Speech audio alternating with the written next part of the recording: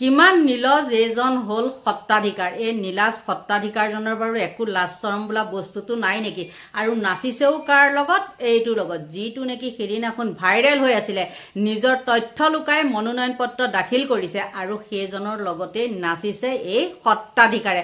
ভালে পাই ভালক, যাবৰে পাই খালক।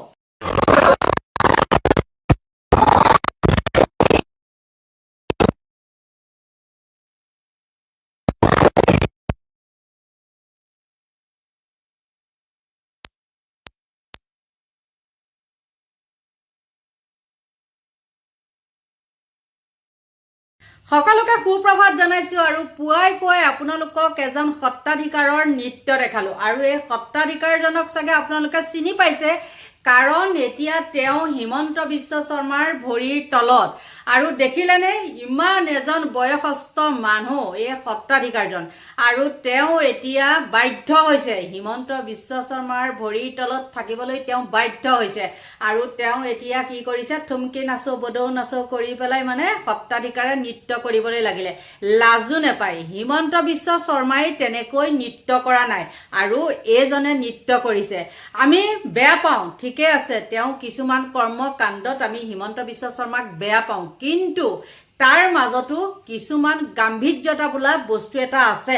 আৰু এই সত্তাধিকাৰৰ এতিয়া উপায় নাই, কাৰণ তেওঁ যিকোনো প্ৰকাৰে মানে কি কৰিব লাগিব, তেওঁ গাড়ীখন ৰাখিব লাগিব। আৰু এইজন কি বুলি কয়, দিলীপ শইকীয়া, দুইজনে দেখিছেনে নাই, থাম্বনেইলত ফটোখন লগাই দিছো। আৰু কিন্তু তেওঁলোকৰ কৰ্মীৰ মাজতে এতিয়া মানে কি হৈছে জানেনে নাই, এইবিলাক বু বাবা হৈছে। তেওঁলোকৰ কৰ্মীবিলাক, সকলো কৰ্মীৰ কথাই নকওঁ, তাৰ মাজতে দুজনমান কৰ্মী আছে তেওঁলোকৰ সত্য শুদ্ধ আৰু সাহসী। আৰু সত্য শুদ্ধ সাহসীৰ কাৰণে তেওঁলোকে কি কৰে, আচলতে যিখিনিয়ে তেওঁলোকক সম্পূৰ্ণ ভুলটো দেখুৱাই দিয়ে সেইবিলাকে হ'ল আকৌ প্ৰকৃত কৰ্মী। আৰু যিবিলাকে সেইবিলাক দেখি শুনিও অন্ধভক্তৰ ভাও ধৰি পেলাই মানুহক হোৱাই নোহোৱাই গালি পাৰে, সেইখিনি কিন্তু একেবাৰে কি বুলি ক'ব, তলুৱা চেলেকা বুলি ক'ব। একদম অন্ধভক্ত তলুৱা চেলেকা। তেওঁলোকে নিজৰ সুবিধাৰ কাৰণে সেইবিলাক কৰি থাকে, দয়ে গ'লেও বামে গ'লেও কিন্তু এইজন মই আজি যাৰ কথা ক'বলৈ লৈছোঁ, তেওঁ দিছে সেই সত্তাধিকাৰজনৰ লগত তেওঁ কিন্তু বহুত ভাল সম্পৰ্ক, আৰু তেওঁ এতিয়া একদম পুৰা খঙত গুজৰি গুমৰি আছে। আৰু আপোনালোকে চাগে মোৰ ভিডিঅ' আগৰ পৰা যোনসকলে চাই তেওঁলোকে চাগে নিশ্চয় এই যুৱকজনক চিনি পাইছে। আৰু সেই যুৱকজনে লিখিছে যে এতিয়া নাচি লোৱা, যিমান মন আছে হেঁপাহ পলুৱাই নাচি লোৱা, পাছত কান্দিব লাগিব নহয় ডাঙৰ মোমাই বুলি কৈছে দেই। সৰ্বানন্দ সোণোৱাল সত্তাধিকাৰক ডাঙৰ মোমাই বুলি কৈছে।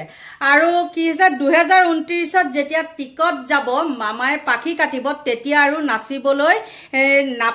নাচিবলৈ পাৰিব, নাচিবলৈ মানে নাপাব, তাকে কৈছে আৰু ঘূৰি ঘূৰি।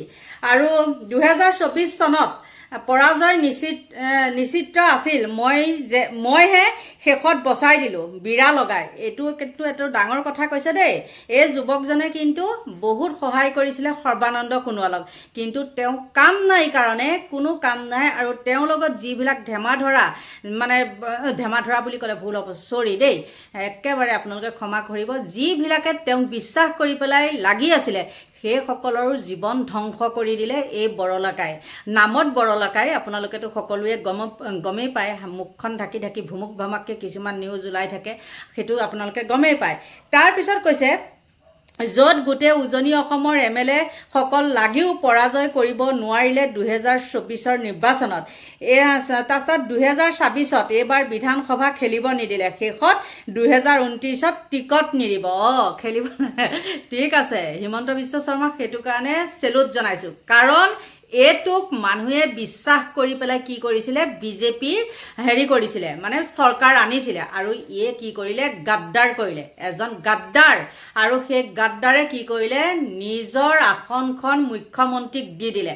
আৰু এতিয়া মুখ্যমন্ত্ৰীৰ ভৰিৰ তলত আঙুলিৰ মূৰত তেওঁ এতিয়া নাচি আছে। আপোনালোকেতো নৃত্যটো দেখিলেই নহয় জানো। কিন্তু যিজন যুৱকৰ কথা কৈছোঁ সেই যুৱকজন এসময়ত বহুত ভাল আছিলে আৰু তেওঁলোকৰ কিবা ৰিলেশ্যনৰো বুলি মই জানো মানে দেই ৰিলেশ্যনৰ তথাপিও কিন্তু বহুত তেওঁক বচাইছিলে বিৰা বুলি কওঁতে কি বুজি পায় নহয় তেনেকৈ বোলে তেওঁক বচাইছিলে কিন্তু এতিয়া সেই যুৱকজনৰে একো কামেই কৰি নিদিয়ে অকল যুৱকজনৰ বুলিয়ে নহয় তেওঁ হাতত একো পাৱাৰেই নাই মুঠতে এনেই বেবেৰি বাং কৰি পেলাই তেওঁ মানে য'ত ত'ত আহি পেলাই নিজে নিজে হেৰি কৰি থাকে দেখিছে নহয় আপোনালোকে কোনোবা এটা যাবলৈ ক'বাত হেৰি দেখিছেনে বাৰু আপোনালোকে আজিলৈকে তেওঁক গামোচা এখন পিন্ধোৱা বৰ্তমান সময়ত আপোনালোকে দেখিছেনে নেদেখে কাৰণ হিমন্ত বিশ্ব শৰ্মা জিন্দাবাদ আৰু সেই যুৱকজনো এতিয়া আঁতৰি আহিছে তাৰপিছত ক'লে 2026ত এবাৰ খেলিবলৈতো নিদিলে আপোনালোকে গমেই পায় নিজৰ কৰ্মফল নিজে ভুগিব লাগিব আপোনাক পাছত কৃষ্ণগুৰু প্ৰভুৱেও বচাব নোৱাৰিব কাৰণ মামাই প্ৰভুকো কিনি ল'ব মামা হয় যাৰ শক্তি আছে ভগৱানকো কিনিব পাৰে আৰু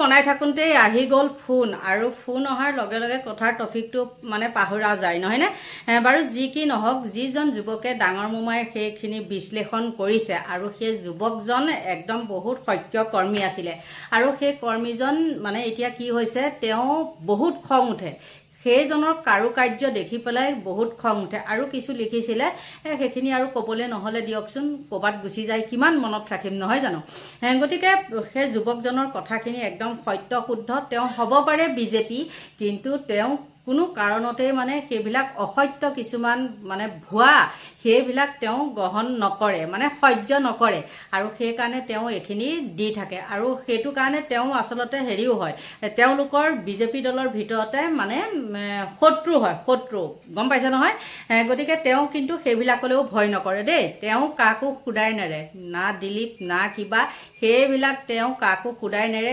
XYZ একদম সকলোকে একফালৰ পৰা ধুই পেলাই সেইটো কাৰণেহে ময়ো তেওঁক মানে পচন্দ কৰোঁ কিয় তেওঁ সত্য শুদ্ধ কথাখিনি কয় কাৰণে ময়ো তেওঁক বহুত ভাল পাওঁ সেইবিলাকেই গতিকে বন্ধু বান্ধৱীসকল হিমন্ত বিশ্ব শৰ্মাই যেতিয়া নেকি মুখ্যমন্ত্ৰীৰ পৰা মানে আগৰ সেই সৰ্বানন্দ সোণোৱাল আমাৰ পাহাৰ ভৈয়াম পৰ্বত এইবিলাক একেকাৰ এখন বৰাক ব্ৰহ্মপুত্ৰ কৈ থাকে যে তেওঁ সেই ডাইলগটোৱে শেষ কৰি দিলে আৰু তেতিয়া হিমন্ত বিশ্ব শৰ্মাই গম পালে যে এইজনৰ দ্বাৰাই কাম নহ'ব এইজনক কেনেকৈ হটাব পাৰি সেইটো তেওঁ মনত পুহি ল'লে আৰু তেওঁ নিজৰ সপোন পূৰণ কৰিলে গতিকে এটা চাইডৰ পৰা চাবলৈ গ'লে হিমন্ত বিশ্ব শৰ্মাক দিব লাগিব ধন্যবাদ ৰাজনীতিত এনেকুৱা মানুহৰ মানে কি আছে বুলি ক'ম মানে প্ৰয়োজন কিছু কিছু ক্ষেত্ৰত আছে যেনে ৰাস্তা ঘাট এতিয়া টোল গেটৰ টেক্স বাঢ়িছে গম পাইছোঁ টোল গেটৰ টেক্স বাঢ়িছে কেইটা সংগঠনে মাত মাতিলে আপোনালোকে কওকচোন আজিৰ পৰা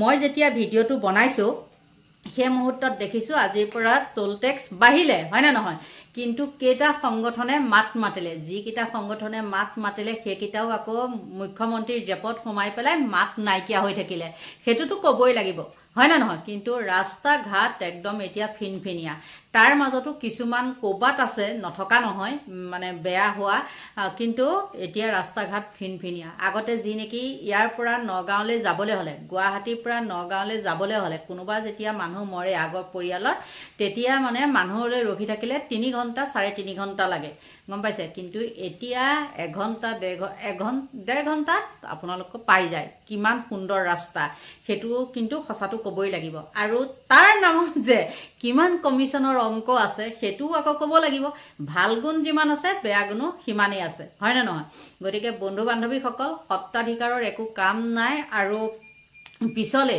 আকৌ কেতিয়া হ'ব ইলেকশ্যন 28 নেকি নহয় জানো এই যুৱকজনে কোৱা মতে 28 হ'ব হ'বলা 26 27 তেতিয়া 28 29ত মানে হৈ যাব কিন্তু তেতিয়ালৈ সৰ্বাশেষ মানে একে সৰ্বশান্ত হৈ যাবগৈ গতিকে তেওঁ কি কৰিব কৃষ্ণগুৰু আশ্ৰমতে তেওঁ স্থিতাপি ল'ব লাগিব গতিকে বন্ধু বান্ধৱীসকল আপোনালোকৰ পৰা লৈছোঁ বিদায় বাই বাই